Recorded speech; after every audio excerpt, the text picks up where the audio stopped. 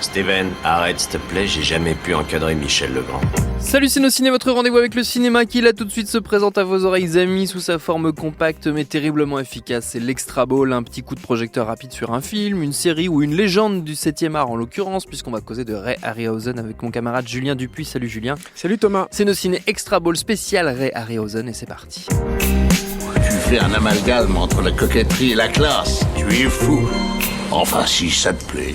Et si on en cause Julien, c'est parce qu'il y a une bonne raison. Les films phares, en tout cas 5 films très importants sur lesquels a œuvré le maître de l'animation, sortent dans un très joli coffret Blu-ray chez Sidonis, c'est bien dans ça. Dans plusieurs coffrets, Ouais. 3, en fait, il y a 3 éditions. Il y a un coffret qui regroupe les 3 Sinbad et un coffret sur Jason et les Argonautes et un dernier DVD, combo DVD Blu-ray pour l'île mystérieuse. Exactement. Magnifique. Voilà. Alors, Ray Harryhausen, sa vie, son œuvre, je sais que c'est quelqu'un qui t'est très cher. Je pense qu'il est cher. Et qu'il est cher au cinéma de manière générale. Voilà, il est cher au cinéma, et effectivement de manière générale. Je pense c'est très certainement une des personnes dans le cinéma qui a créé le plus de vocations. On n'aurait pas eu, je sais pas moi, Star Wars, même une partie de Spielberg, certainement Peter Jackson, une large partie aussi de James Cameron sans lui, quoi. Voilà, et quand on a dit ça, on a quand même un gros paquet, mais au-delà de ça, tout ce qui est animation, etc., c'est quelqu'un qui a créé. Parce que Ray Harryhausen était un superviseur des effets spéciaux, il est d'abord connu comme ça, mais il était évidemment beaucoup plus que ça. C'est-à-dire que lui, il œuvrait à une époque où tous les effets spéciaux étaient créés en interne dans des départements dédiés à ça dans chaque grand studio américain. Y compris en Angleterre d'ailleurs, et un peu y compris en France aussi. Et lui, il était un indépendant, il travaillait avec un producteur qui s'appelait Charles Schneer, et ils montaient eux-mêmes leur production, avec des fois l'association de studios, mais en travaillant en vase clos, avec un fonctionnement qui leur était propre, et qui permettait à Ray Harryhausen d'être impliqué sur toutes les facettes en fait, du film. Lui, la seule raison qui a justifié qu'il ne réalise pas intégralement les films, c'est qu'il n'aimait pas travailler trop avec les acteurs, en fait. Il n'aimait pas trop les diriger et tout. Moi, je l'ai rencontré qu'une fois, Harryhausen, et c'est un peu ce qu'il dégageait. Il avait ce petit côté un peu geek, un peu nerd, et je pense que c'était encore plus le cas quand il était jeune. Donc lui, il préférait être avec ses petites bestioles en mousse de latex et puis avec des armatures. Mais il était impliqué sur l'écriture, sur la production, sur le cast, un peu en partie et de loin, et sur la mise en scène aussi.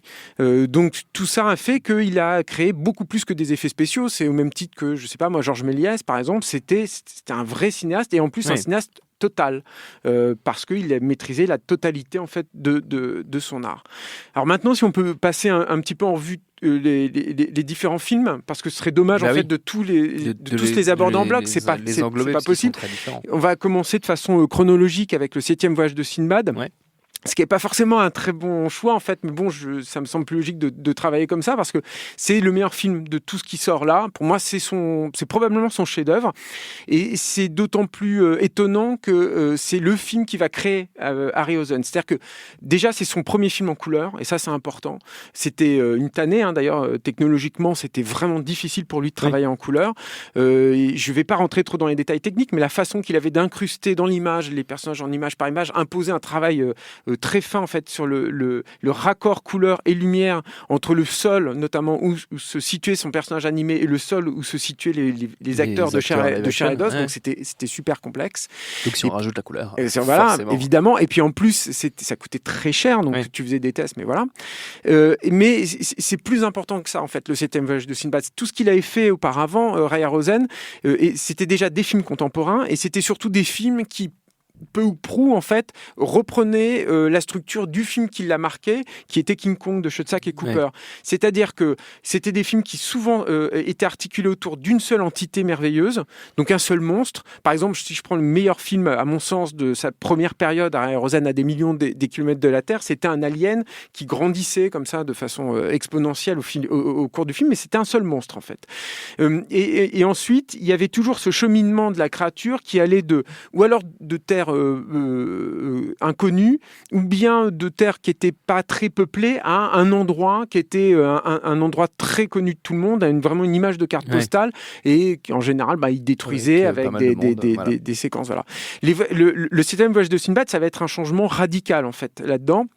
C'est-à-dire que là, Harryhausen va avoir l'excellente idée d'adapter Les Contes des Mille et Une Nuits, ce qui finalement n'est pas si fréquent que ça au cinéma, mais ça a donné des très grands films, mais on les a pas vus tant adaptés que ça, considérant le creuset d'imagination que tu as à l'intérieur de tout ça. Je sais pas si creuset est le bon terme. Je vois très bien ce que tu veux dire. C'est le principal alors. Et du coup, dans la structure, il va y avoir un foisonnement en fait de créatures. Et ce qui est génial dans le 7e voyage de Sinbad, c'est sur un rythme absolument ahurissant. Le film, il dure 1h25, je crois, un peu moins d'1h30. Quelle belle époque. Et ça n'arrête pas, en fait, je crois que j'avais calculé la dernière fois que je l'ai revu, là, au bout du 4 minutes, quelque chose comme ça, t'as un premier monstre qui arrive, qui commence à bouffer des mecs, qui commence à les attaquer, etc. Et ça ne s'arrête plus. Le film, en plus, le 7e voyage de Sinbad, il y a un concours, en fait, de grands talents. Parce que, comme Harryhausen, il était auteur de ses films, mais il faisait pas tout, il est extrêmement tributaire des gens avec qui il travaille, que ce soit le cast, ou les comédiens, ou l'équipe technique. Et là, il travaillait avec celui qui est, à mon sens, le meilleur réalisateur avec qui il est travaillé, qui est Nathan Duran, qui avait déjà fait À des millions de kilomètres de la Terre et avec qui il va retravailler ultérieurement sur Les Premiers Hommes dans la Lune. Et le cast est à l'avenant, c'est-à-dire que Caroline Matthews qui joue Sinbad a un dynamisme, a une énergie qui est géniale, avec une vraie candeur en fait que tu retrouvais en fait dans les acteurs de cette époque-là.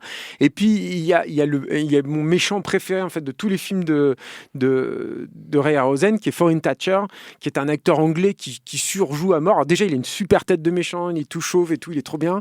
Et puis en plus il surjoue énormément, il prend un plaisir. Il y a quelque chose d'extrêmement ludique en fait dans le 7e de voyage de Sinbad, et qui fait que, en plus, tu as une espèce de candeur et de cruauté à la fois. C'est vraiment un film d'enfant, de rêve d'enfant, dans tout ce que ça peut avoir de noble. C'est-à-dire que le Cyclope, qui est peut-être le monstre le plus connu, le plus iconique en fait du film, même si elle combat avec le squelette aussi, qui a beaucoup fait pour la réputation de Harryhausen. Mais le Cyclope, il prend des mecs, il les fait rôtir comme ça sur une petite broche. Enfin, c'est génial. C'est à la fois charmant et effrayant, voilà. Et il y a des scènes qui sont encore un petit peu dérangeantes. Il y a une danseuse du ventre, par exemple, qui se transforme avec un bas de corps de reptile, en fait, voilà. Donc c'est absolument merveilleux. On passe ensuite à l'autre film en fait qui est présenté chez Sidonis, qui est L'île mystérieuse. Eux, ils ont fait du coup un saut, c'est-à-dire qu'ils n'ont pas distribué les voyages de Gulliver, que Harryhausen va chapeauter après le succès énorme en fait du 7e voyage de Sinbad, parce que c'est aussi le film qui va vraiment l'imposer sur la scène internationale auprès des studios. Les voyages de Gulliver, du coup on va pas trop en parler, mais c'était un film qui était plus anecdotique, il n'y a pas vraiment de monstres dedans. C'est sympa les voyages de Gulliver, mais c'est un petit Harryhausen. L'île mystérieuse, le gros problème de L'île mystérieuse, c'est qu'il pâtit énormément de la comparaison, je pense, avec 20 milieux sous les mers, parce que c'est la suite de ça. Ce qui est intéressant dans L'île mystérieuse, c'est que tu sens énormément l'influence de la France sur Harryhausen. C'est pas cocardier en fait de dire ça, mais c'est un rappel aussi de ce que nous on peut avoir comme imaginaire comme ça et qu'on a un peu délaissé. Et il y a évidemment Jules Verne, puisque c'est adapté d'un roman de Jules Verne, comme vous vous en doutez, mais il y a aussi Gustave Doré, dont les gravures avaient déjà énormément influencé King Kong, énormément influencé Georges Méliès d'ailleurs aussi, et ont encore plus influencé Harryhausen à tel point qu'il a des fois tenté de reproduire littéralement en fait certaines de ses gravures préférées de Gustave Doré. Et puis L'île mystérieuse, c'est réalisé par Simon Field, qui est le réalisateur j'allais dire de Hutu, mais c'est pas ça du tout. Ça va me revenir, je suis désolé, mais enfin la réalisation est plutôt correcte. Et puis il y a 2-3 séquences de monstres qui sont vraiment sympathiques dedans, et notamment une séquence sous-marine avec une espèce de poulpe qui est géniale, parce que tout est créé de toutes pièces en fait, et donc tu as ces personnages humains incrustés sur un décor miniature qui combattent un poulpe. Là tu es dans un truc complètement fabriqué qui est absolument charmant, et qui pour le coup est vraiment tributaire en fait du travail de Gustave Doré, et évidemment de Harryhausen. Ensuite, on va faire on passe directement à Jason et les Argonautes, qui est un des films probablement un des plus connus, si ce n'est le plus connu en fait de Harryhausen. Et avec moi j'ai un rapport. Je sais que c'est pas toujours partagé, mais moi j'ai un problème en fait avec Jason et les Argonautes, c'est que je trouve que pour le coup la mise en scène de Don Chaffee plombe vraiment le film. Et je trouve que ce sera le cas aussi, parce qu'il va retrouver Don Chaffee sur 1 million d'années avant Jésus-Christ, et ce sera le cas encore là. Il y a un énorme potentiel dans dans Jason et les Argonautes, c'est la première fois que Harryhausen investit un autre domaine qui va beaucoup exploiter ensuite, enfin pas tant que ça finalement, mais en tout cas ça va être marquant, notamment avec le choc des Titans, qui est donc la mythologie grecque. Ouais. Antique. Et antique, et qui est pareil en fait, qui est une source inépuisable de monstres et de créatures pas possibles. Mais le problème, c'est que là, tu es vraiment dans le syndrome qui est un syndrome problématique dans les films de Harryhausen, où tu dois te farcir en fait entre chaque moment de bravoure d'Harryhausen des séquences qui sont hyper plan-plan, avec une mise en scène qui est pas super intéressante, et en plus un cast qui est un peu fade, à part un Hercule qui est très intéressant dans Jason et les Argonautes. Par contre, au niveau d'Harryhausen, alors c'est un festival et c'est l'époque où il essaye de se sublimer, mais à mort tout le temps, en étant une espèce de Monsieur Plus. C'est-à-dire qu'il avait fait un combat contre un squelette dans le 7e voyage de Sinbad, là il va en foutre 7, et puis t'as l'hydre de Lerne qui a énormément en fait d'appendices à animer, donc une double queue et cette gueule, etc. Et c'était extrêmement difficile. Et lui, il racontait que s'il faisait gaffe, par exemple, à pas boire trop de café, parce que s'il devait aller aux toilettes alors qu'il était en train d'animer l'hydre, c'était foutu. En fait, il perdait le fil. Le reste en fait des films que sort Sidonie, ce sont les deux autres volets de Sinbad. Qui sont, il faut en parler, c'est intéressant parce qu'ils arrivent dans les années 70, 74 pour le voyage fantastique de Sinbad, et ils viennent après une série d'échecs en fait dans un cadre de Harryhausen, et notamment sur la vallée de Gangui. C'est-à-dire que tu as eu 1 million d'années avant Jésus-Christ qui avait bien fonctionné, mais la vallée de Gangui, ça avait été une déception. Je crois me souvenir que Les Premiers Hommes dans la Lune aussi avait été une grosse déception au box-office, et du coup il était revenu à cette espèce de valeur sûre de ses débuts. Qui était Sinbad. Voilà, il avait arrêté en fait d'explorer tous ces imaginaires différents. C'est très dommage parce qu'il faut se souvenir qu'il voulait faire le Baron Munchausen, il voulait faire John Carter aussi. Il y avait comme ça beaucoup de projets. La Guerre des Mondes aussi, il voulait faire Harryhausen, et c'est vraiment dommage en fait qu'il n'ait pas réussi à explorer tous ces univers-là. Mais bon, au moins il revient à Sinbad, et il va continuer à travailler au corps cette mythologie-là. Et c'est pour le mieux sur le voyage fantastique de Sinbad, parce que la différence entre le film de 1958 et le film de 1974, c'est que l'univers, le décorum est beaucoup plus exotique. Il assume une imagerie qui est, alors toute proportion gardée, ça reste vraiment un film d'occidental avec une vision, beaucoup de liberté prise sur le monde arabe, et là indien en l'occurrence aussi, puisqu'il y a beaucoup d'influences indiennes dans le voyage fantastique de Sinbad, mais ça apporte un peu de fraîcheur, un peu plus, j'allais dire un peu plus presque d'authenticité, mais enfin en tout cas un décalage un peu plus grand, et du coup une vraie différence avec le 7e voyage de Sinbad.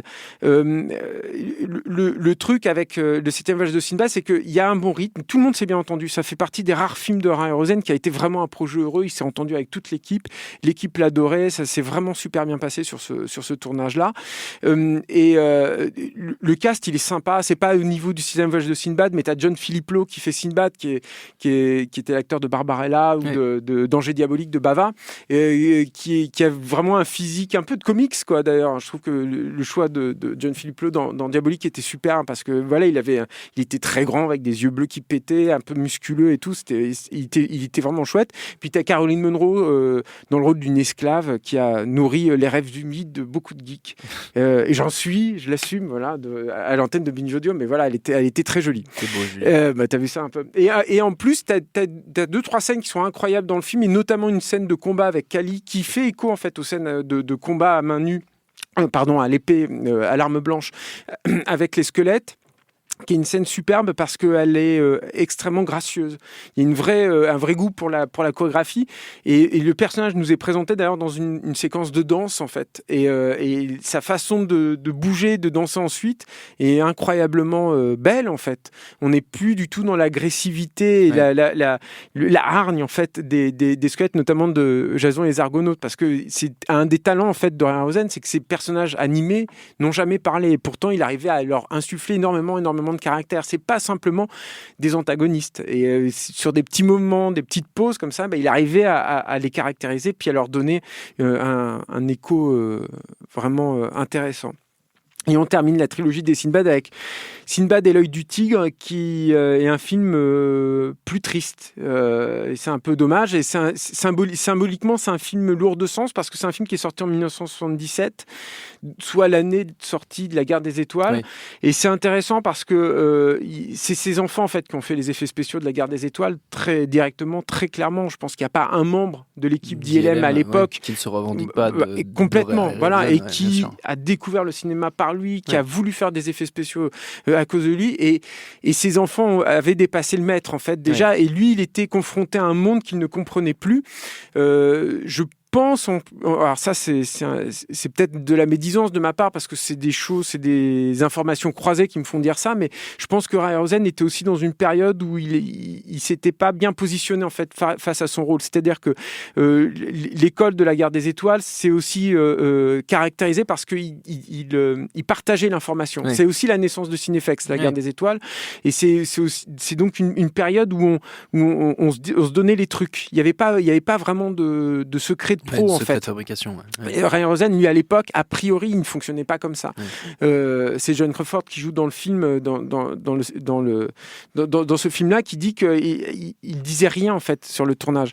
Il donnait aucune info, y compris aux comédiens, ce qui est assez étonnant de sa part parce que il fonctionnait pas comme ça auparavant. Mais je pense que c'était une façon aussi peut-être de se protéger. Et là où alors ça s'est pas bien passé, Sinbad et l'œil du tigre. Il y a eu cette idée ridicule de donner le rôle principal à des fils de stars. En l'occurrence, tu avais Patrick Wayne qui jouait Sinbad, qui est pas du tout un bon acteur, et Tyrone Power qui jouait Diane aussi. Et ça, c'était une idée du producteur en fait, du collègue de Harryhausen, de se dire bon ben voilà, s'il y a des enfants de stars comme ça qui sont présents dans le film, ça va faire un monde qui était complètement ridicule et stupide. Il y a même des petites percées d'érotisme qui pourraient être sympas, mais qui sont en fait qui détonnent en fait. Ça ne convient pas en fait. Je parlais de Caroline Munro tout à l'heure, mais elle est candide en fait. C'est un truc de gamin, c'est un fantasme vraiment d'enfant. Là, c'est pas pareil en fait. Dès que tu vois un petit bout de fesse et tout dans un film de Harryhausen, c'est déplacé. C'était un univers, c'était un genre. Il a créé un genre, Harryhausen, et donc ça n'allait pas. Et puis en plus, l'autre truc avec Sinbad et l'œil du tigre, c'est que t'as des effets spéciaux optiques qui étaient complètement dépassés. Les films de Harryhausen étaient des films à tout petit budget. Il faut le rappeler aussi, quand on voit les films, c'était vraiment des séries B, quoi. Et là, en l'occurrence, ils étaient allés tourner à Petra, et ils n'avaient pas pu emmener le cast principal, en fait, à Petra. Et du coup, ils ont tourné le cast principal sur un écran bleu, je crois, à l'époque. Avant, c'était des écrans jaunes, mais je crois qu'ils étaient passés aux écrans bleus à cette époque-là. Et les incrustations sont absolument épouvantable en fait, c'est très vilain, ça sort du film. Et il y a d'autres effets optiques sur des transformations, notamment d'une sorcière en oiseau, qui sont pas du tout heureux et tout.